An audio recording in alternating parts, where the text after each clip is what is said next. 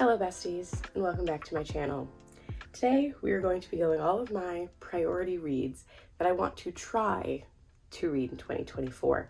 I am not saying I'm going to read all of these, but they're just ones I definitely want to keep on my radar because I counted and there's about 42 books on this list. Don't get me wrong, I read like 100 plus books a year. So is it possible for me to get to all these books? Yes. But my moods change like the wind, okay? So while I'm in the mood to read and have interest in these now, who knows? By next week, I could want nothing to do with any of these books.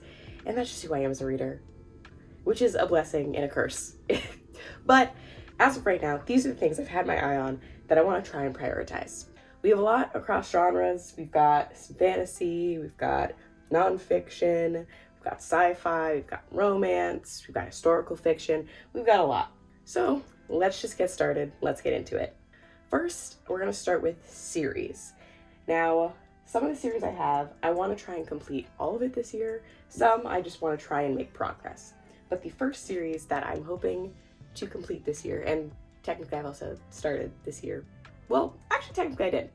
But it's The Ruthless Boys of the Zodiac by Carolyn Peck and Suzanne Valenti. This first book, Dark Fae, it's currently the only one I own. The rest are coming in the mail soon. But I have read the first 3 books in the Zodiac Academy series, and I'm enjoying it so far. But most people say that you should read this entire series before you continue on to the 4th book, which is Shadow Princess. So I picked this up. I did pick this up a little while ago. I started it and then I put it down. I only got like 80 pages in, but I picked it up again last night. I'm loving it. You can see all my tabs. I'm enjoying it so much. And I hope that I can knock out this entire series this year and then continue on to the rest of the Zodiac Academy, because I don't want to have too much time in between book 3 and 4. Granted, it's already been some time because I'm pretty sure I read book 3 in 2023. So it's already been a year. But I'm gonna get through this year, so hopefully I can continue on into Zodiac Academy and then maybe, hopefully, venture out into the rest of the Solaris world and finish that up. Next up is another book I'm also currently reading. I'm listening to House of Earth and Blood on audio. I would like to hopefully knock out this entire series this year as well. This is the only Sarah J. Maas series I haven't started. The other 2 I have started. I haven't finished any, but I have started them. I'm at some point in all of them. This is the only one I haven't really started. I'm about 60% of the way through the audiobook right now.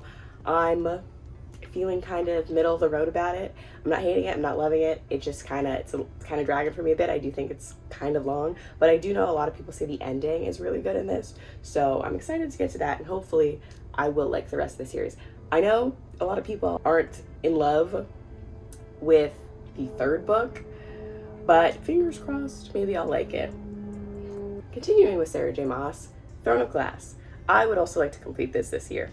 I've read the first 3 books in this series. I've enjoyed it a lot. I do, again, have to go back and read Assassin's Blade, which is the collection of novellas, before I can continue on with the series. I am enjoying the series. The only issue that's holding me back is that I'm not a big novellas person. I just don't really like them nor tend to care to read novellas. But a lot of people say you have to read this before you go into Queen of Shadows because it just gives you more context. You'll see more, it'll have more emotional impact. So I'm willing to give it a shot, but it is holding me back because I just don't want to read it.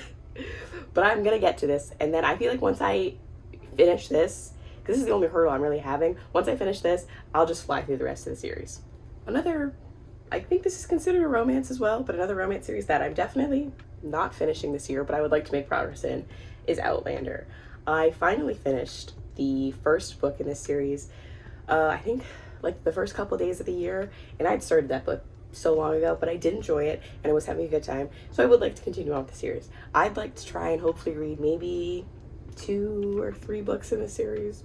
That might be a lot to ask because these books are not short and I'm pretty sure they just get longer, but I would like to make progress in this. I'm definitely not catching up because there's 9 books out now and it's still ongoing. There's still going to be a 10th book, and I don't think people know even if the 10th book is going to be the last book, so I'm not trying to rush this because it's not going to be done anytime soon. So I just want to make progress, and hopefully I can get at least another book or 2 into this series. The next series I'd like to catch up on is the Alex Stern series by Leigh Bardugo. I read Ninth House, I think back in 2023. I loved it, adored it. I thought it was amazing. I love Alex Stern. I know most people don't like her, but I love her. And I'm excited for this book. I've heard mixed things about this. Some people either really don't like this second one, some people think it's better than the first.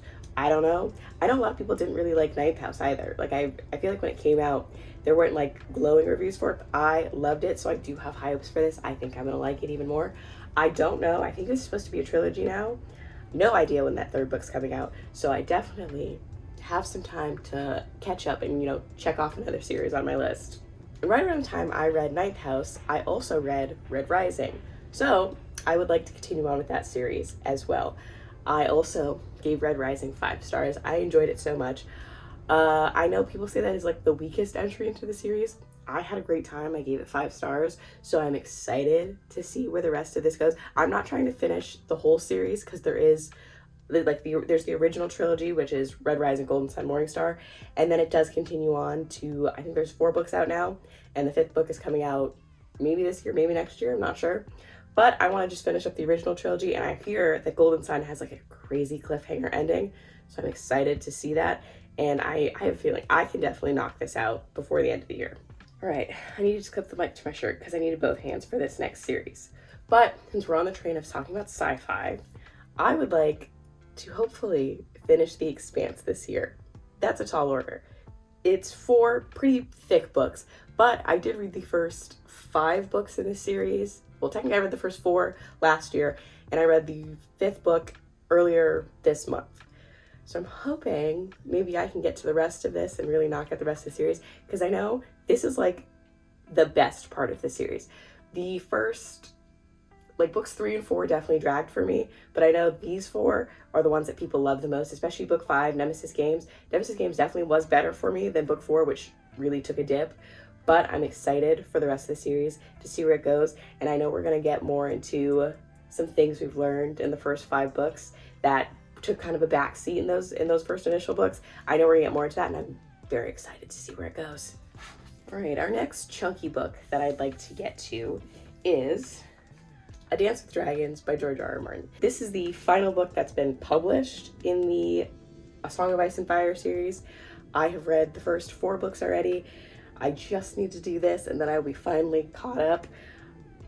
I haven't gotten to this yet, mainly because there's really no urgency for me to catch up, because as we all know, it's been a little bit of time since this book was released, and it's still kind of up in the air, I think, with A Song of Ice and Fire fans, whether or not we will be getting the end of the series. But I think it's finally time. I'm going to finish up this series, and I think, hopefully, this book will be really good, because I will say A Feast for Crows, which is the book previously, kind of dragged. It was kind of boring.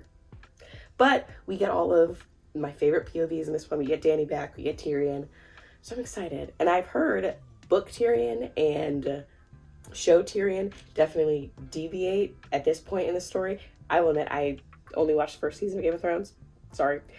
But I do know Tyrion's character and like who he is and like what his personality was throughout the show. And I've heard they really differ between this point in the story in this book and in the show. So I'm excited to see that. All right. Another chunky book, and I gotta clip my mic to my shirt. But the definitely longest books on this list are Rhythm of War and Winds and Truth by Brandon Sanderson. These are the final 2 books in this first arc of the Stormlight Archive. I finished Oathbringer right at the tail end of 2024, so I'm hoping, I keep saying that, I'm hoping. It's all hopes for this, guys. I could do this video again next year to like review, see what I got to, and got to none of them, let's be honest. But these 2 are definitely high priority. I want to catch up. I want to finally get to the ends of these books, and I can finally talk to my dad about what's been going on in this series, because he's been pretty much begging me to finish this finally. But I will be prioritizing this. I'm hoping to read Rhythm of War in February and like really be proactive about getting to this, and then hopefully I can get to Winds and Truth sometime in like April or May, and then finish it out in the first half of this year. Next up, we have the last 2 books in the Mortal Instruments series and the last book in the Infernal Devices series. I have been reading both of these series forever, and I'm finally deciding, like, I need to finish these this year. It needs to happen. And the way I've been reading it, and the way people have suggested, is you read the first 3 books in the Mortal Instrument series, and then from there you kind of jump back and forth between Infernal Devices and the Mortal Instruments, and that's like the best way to experience the story. So at this point, I am on City of Lost Souls. I have started it. I was like 100 pages in. I'm probably gonna need to restart. And then I have to go into Clockwork Princess, which is a lot of people's favorites, and then back to City of Heavenly Fire. I will admit, I haven't been loving the Infernal Devices series, so it's definitely what's kind of holding me back from reading it. I'm enjoying the Mortal Instruments much more, but this year is the year I'm gonna finally finish these, and then hopefully maybe I can move on to the Dark Artifices. If I love the ending, and I have a feeling I'm really gonna love City of Heavenly Fire, I will continue on to that, but that's still up in the air. We shall see. Next up, we have Of Darkness and Light by Ryan Cahill. This is the second book in the Bound and the Broken series. I read the first book of this, again, right at the end of 2023, so I do want to try and prioritize getting through this kind of quicker. It is a long book, and the next book is even longer, and I think the 4th book comes out in March, but I enjoyed it so much. This is a story, and it has dragons, which, you know, we all love, and it was so good. But I will say the first book definitely felt a bit like an introduction to the world, because I did read the novella, The Fall, which I think is like 1.5, or it might be 0.5, and honestly, I thought it was great. It's like 80 pages, and I started tearing up at like page 20, so I really enjoyed that. First book is very good. I'm very excited to get to this next one, and hopefully I can keep it going, and I don't spend, you know, a year in between reading the first book and the second book. All right, last up in the series section, we have Don't Fear the Reaper by Stephen Graham Jones. I read the first book, My Heart is a Chainsaw, I think 2 years ago now. I pretty want to say it was in 2023. I really enjoyed it. I loved Jade, who's our main character, and she's just like obsessed with slashers, and I just loved her like personality and how she would react to things. Is like things you wouldn't expect, but I thought it was really good. I know people say that the first book is slow, and it is kind of slow for a bit there in the middle, but it does like pick up at the end. And I figured this one's like fast paced, like it's breakneck. It's pretty much like the end of what the first book was. It's like the entirety of this book, so I'm excited to get to it. I know what's been holding me back is that this book, and I think pretty much all of Stephen Graham Jones' books, have long chapters. I'm pretty sure there's a chapter in this book that's like 100 pages. And the book's, like, it's not long. It's 450 pages. But, like, there's a chapter that's 100 pages, and that's genuinely keeping me from picking this up, because I don't know what it is. Long chapters just really, really hold me back sometimes. And knowing how long these chapters are, ugh. But I'm going to get to this. We're going to get to this year. All right, the rest of this list are all standalones that I hope to get to, which I'll probably have more likely to get to these because they're just, you know, one and done books. And at least half of them are romance, which, you know, I can fly through. Let's start off with all of the romance standalones. First up, we have Just for the Summer by Abby Jimenez. This is the 3rd book in, I don't even know what series this is, but the first book was Part of Your World. The second book was Yours Truly. I loved Part of Your World, and then I know I'm in the minority. I did not really care for Yours Truly, so it's kind of making me hesitant about this one. And then also, right after I read Yours Truly, I read The Friend Zone, and I really, really did not like that book. I disliked it even more than Yours Truly. So I'm one to two for Abby Jimenez. So I'm hoping I really like this book. I posted a TikTok about how I didn't like Yours Truly, and a lot of people were like, same, I didn't like Yours Truly, but I liked Part of Your World, and I loved Just for the Summer, so that makes me feel a bit more hopeful that I'm gonna like this. Fingers crossed, because I know this is like everyone's favorite in the series, and I really do want to love it. Next up isn't really a book, it's an author, and that's Mariana Zapata. I would like to read another Mariana Zapata this year. The last time I met a Mariana Zapata was my first book of 2024, which was Wait For It. So it's been an entire year since I've read one of her books, and that's a crime. So I hopefully want to get to one of these 3. I think these are like my top 3 priority Mariana Zapata reads. Either Culty, All Roads Lead Here, or Luna and the Lie. I have a feeling I'm going to love these. I'm pretty sure All Roads Lead Here and Culty are like 2 of her most popular. Luna and the Lie is a little more underhyped, but I want to get to one of these 3. Hopefully I'll get to all 3. Maybe I'll get to 2, but I do want to read at least one of these books this year. Our next romance is A Love Song for Ricky Wilde by Tia Williams. This is the author of 7 Days in June, and I read that, I don't know, 2-3 years ago now, but it was probably my favorite book of that year, I fell in love with those characters. Like, genuinely, I thought those two were soulmates. And it was such a surprise to me because I really didn't think I would like that book, but it was amazing. And I think I read it in like one sitting.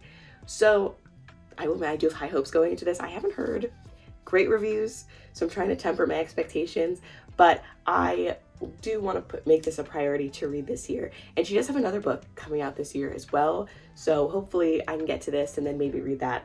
But I'm hoping I love it. I really do. Like I said, I'm trying to not get too excited because the reviews haven't been great, at least from the people that I follow. But I don't think I'm gonna love it as much as 7 Days in June, but I do think I will like it. Next up, we have Addicted for Now by Kristen Becker Ritchie. This is the third book in the Addicted series, and I want to make progress on this. Again, I read the first two books in the series earlier this year, actually, and I loved both. I know people say the second book, Ricochet, is kind of the weakest in the series, and I still gave it 5 stars. I ate it up. I thought it was great, and I love these two characters. Like, I feel so much for them. Like, I like the struggles they go through and like some of the terrible decisions they make. I still love them and I'm still rooting for them. So I'm excited to continue on with this. Hopefully I can also get to the Calloway Sisters series that's next, and then also finish out the rest of this. But I would like to at least finish out this like first initial trilogy of books within this series. Our last romance book is Magnolia Parks by Jesta Hastings. I did start this at one point. I don't even remember how far I got. I got a little far into it. And I was enjoying it. I just wasn't really in the mood for it at the time. But I've heard, I can't say nothing but great things. I've heard mixed things. Either people love or hate this. I think I'm gonna love it. Just from the little bit that I read, I was enjoying it and I thought it was really good. I know the ending has people like shocked, because I know we find out, I'm pretty sure, something that BJ has done, who's our male main character. And I know it kind of makes people hate him or like understand like why these two aren't together. But I'm excited to read this and I'm excited to get through the rest of the series. And I don't know, I feel like I know it's like really toxic and it doesn't really have much of a plot, but I just feel like it's gonna work for me. All right, we have 2 contemporary fictions. First up is Beartown by Frederick Bachman. I have read 2 other Frederick Bachman, A Man Called Uva and My Grandmother Asked Me to Tell You She's Sorry. I loved both. Both got 5 stars. I definitely think Frederick Bachman is one of those kind of like all-time favorite authors. He's definitely an auto-buy author. He announces a book, I'm buying it. I already have, what is it, My Friends or Friends? I can't remember what it's called, but I already have that on pre-order. That's coming in. And Beartown, I know, I'm pretty sure is, if not his most popular, one of his most popular books. And this is actually part of a series, so I'm gonna be starting a new series, I guess. But I know, the only thing that's kind of kept me back from it is that I know if you look up the trigger warnings, content warnings, a certain one of the content that's in it is not something I really enjoy reading about. But I do think, knowing Frederick Bachman as an author, I think I will enjoy this still. I think I will love it, and I do think this will be a 5-star, and I'm excited to read it. Like, this is one of the ones that, like, it's top priority. I really have to get to. I really think I'm gonna love this. It's going to be a 5-star. Our next contemporary fiction is Carrie Soto is Back by Taylor Jenkins Reid. This is the last book in her like Hollywood multiverse kind of series she's got going on with 7 Husbands and Daisy Jones and the Six and Malibu Rising. It's the only one I haven't read yet. I have loved all the other books. The 7 Husbands of Owen Hugo was my favorite book of 2023, hands down, and I'm excited to read this. I've heard nothing but good things. I know it's pretty much all about tennis, so I don't really know anything about tennis or if I'll be into it, but I know people who also like, they don't know anything about tennis, they're like, it was still amazing, like it kind of got you to care about tennis. So I'm excited to read this. Another book that I think is going to be a definite 5-star, if not maybe a 4.5, but I definitely think I'm gonna love it. It's gonna get a high rating. Next up, we've got 2 nonfiction, and the first one is The Nightingale by Kristen Hanna. I am already like a third of the way through this, as you can see from my tabs. I am enjoying it. It is nothing like super sad has happened yet, but I do know this makes everyone sob. And I don't know if I've told you guys this, but like, I love crying while reading. I love a book that's going to break my heart. I love a book that's going to have me sobbing on the ground, like in the fetal position. I love it. You tell me a book is going to have me literally choking on my tears, choking back my tears, say less, I'm reading it. I don't know what it is, but like, I just love a book that is going to make me sob. And this book is it. I'm going to continue on with it. I have been going well so far. It's about World War II, which I will admit isn't a time period that I'm super interested in, but it's written by Kristen Hanna, so I gotta read it. You know, this is like the Kristen Hanna book that everyone says you have to read, so I'm gonna finish it up, and I will be a sobbing mess by the end, hopefully. Our next historical fiction is Pachinko by Min Jin Lee, another book that people say makes them cry, another book that people like rave about. They give 5 stars. This is a family saga, if I believe. I'm pretty sure we're following multiple different generations in Korea, I believe, and I've heard literally nothing but good things about this. Again, like I said, people said it's gonna make me cry. That's all I need to know. That's all I need to know. It's gonna make me cry, and people say it's such a beautiful story, and you care about each iteration of generations through this family, and I'm so excited to read this one as well. Next, we have a little curveball, 2 classics that I would like to read. One is quite long, and the other one is basically a short story. But the first one is Anna Karenina. Now, as you can see, I've already started this. I'm about halfway through. I read the first half of this book last year, and I would like to try and knock out the second half of this year. I am honestly loving this book so far. I'm really surprised because I really thought I could not like classics, like I was just never going to be into it.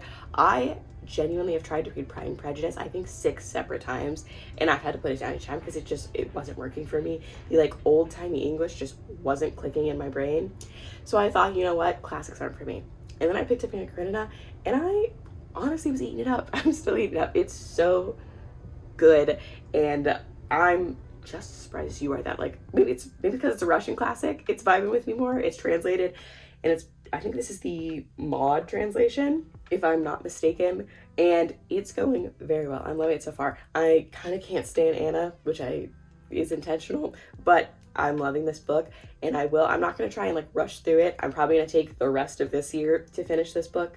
You know, I'm just going to get through it slowly, but this is a book. This is 5-star material. I'm already feeling it. It's 5-star material. If you don't know, I did make a book talk, which I have posted to shorts with my annotations for Anna Karenina, if you want to check out. They are, if I do say so myself, pretty funny. Our next classic is White Nights by Dostoevsky. This is a very short book. It's like what? It's like about 90 pages. And I heard about this book from Jack Edwards. He said this book, this book is romance. It is the most like romantic book there is. This is love. And that's all I needed to know. I was sold on it. And it's so short that I'm excited to see where it goes. It's a short story. I can knock this out in probably one sitting.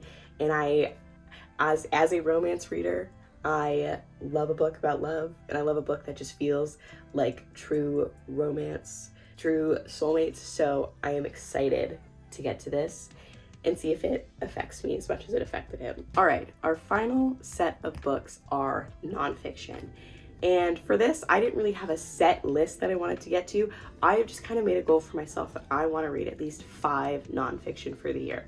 I do have 5 here that I think are kind of my top priority, but I'm not really setting myself to this list. I just want to make sure I get to at least 5. And the first potential book I would like to read is Just Mercy by Bryan Stevenson. This book is about, I'm pretty sure, incarceration. I'm pretty sure there's incarceration and kind of an argument against incarceration and how we shouldn't be doing it. I think so, but I've heard nothing but good things about it, and I definitely want to get to this. The next up is Jesus and John Wayne, How White Evangelicals Corrupted a Faith and Fractured a Nation. This one, I feel like I don't know much about it, other than obviously what the title said. It's been recommended numerous times. I know Jessie Owens, she had this on her list as like a nonfiction she wanted to get to. And it sounds interesting. It definitely sounds like something that is going to annoy me and like really piss me off. But that when it comes to nonfiction, that's kind of nonfiction I like. Is like a nonfiction that's like really just gonna really anger me and like piss me off and like really upset me, because we're talking about real things. We're talking about real like injustices in the world. One of my favorite books of last year was Cobalt Red, and that is such a movie book. Definitely recommend. I think it's so good. But this is definitely one I want to see if I can get to this year. Next nonfiction is Gulag by Anne Applebaum. This one is all about the Gulag in, I'm pretty sure, the Soviet Union. And this was basically like an internment camp that people would just get sent to for literally no reason. like the smallest infractions, you would get sent to the gulag. And I know it sounds interesting, and finding out like the history of the gulag. And I'm pretty sure it said the gulag didn't stop until like significantly after like World War II, and then those internment camps were shut down. Like the gulag was still running and people were still getting sent there. So I don't know, it seems interesting. I love history, so I'm excited to read it, but you know, I'm interested in getting through this. Next up, we have Say Nothing, A True Story of Murder and Memory in Northern Ireland by Patrick Radcliffe. This is the author of Empire of Pain, which I also read last year. I thought that was really good. That's all about the Sackler family, who were the family that basically started the opioid epidemic in the United States. And this one is about, I believe, a murder in Northern Ireland. And it's about, I believe, the IRA. That's not much I know about it. I like to kind of go into these, you know, not knowing much, but it sounds interesting. I did really enjoy his other book, so I want to give this one a read. Last nonfiction and our last book of the video is The Warmth of Other Suns by Isabel Wilkerson, the epic story of America's Great Migration. And I believe this is all about, apparently, the decades-long migration of Black citizens who fled the South for northern and western cities in search of a better life from 1915 to 1970. This sounded very interesting to me. I know this was on, I can't remember, I think it was Times, like Best 100 Books or whatever. And Kayla from Books and Lala, she read this book and she said it was really good. And she was talking about a lot of things that she learned in this book that she didn't know about. And I was like, actually, that sounds really interesting. So I picked it up, and I do think it's going to be very good. It's also another long one, but I do think I'm really going to enjoy this. And I will say, for most of these, I'm probably going to end up picking up the audiobooks, because I feel like with nonfiction, I just prefer the audiobooks than reading it physically. I just feel like it hits more. But I am excited to read this. Oh, and it won the Pulitzer Prize. Okay, I had to set myself back up because I did forget one book, and that is, well, multiple books, but I forgot one series, and that is Tokyo Ghoul. I have read the first 9 volumes of this series, and I am determined to finish it out. There's only 14 volumes, so I've only got a few more, and that's the one priority manga I want to finish this year. I'm probably going to start some other ones, but that's the one I want to finish out for the year at least. And then hopefully I might be able to start on, which you can see, kind of sneaking in right here, One Piece. I've read the first 4 of this, so this one might also get on the priority list. I might read a couple of those. Definitely not finishing it because there's over 100 volumes, but we might get a few more volumes into it. All right, guys, so those were all of my priority reads that I would hopefully like to get to this year. I'm not holding my breath that I'm gonna read all of these, because I know me as a reader, probably once I turn off this camera and put these books back, my mood's gonna shift and I'm not gonna want to look at any of these for the next 2 years. But I'm keeping my fingers crossed. I would like to make these a priority. I'm trying to keep these on my radar for the year, and I want to get to them. Fingers crossed. But that is the end of the video for today. If any of these are on your reading list, or if you've read any of these, let me know. You know, let me know your reviews, what you think of them, if you think I'm gonna like them, if you think I should bother making them a priority. Let me know down in the comments, and I will see you in my next video. Bye.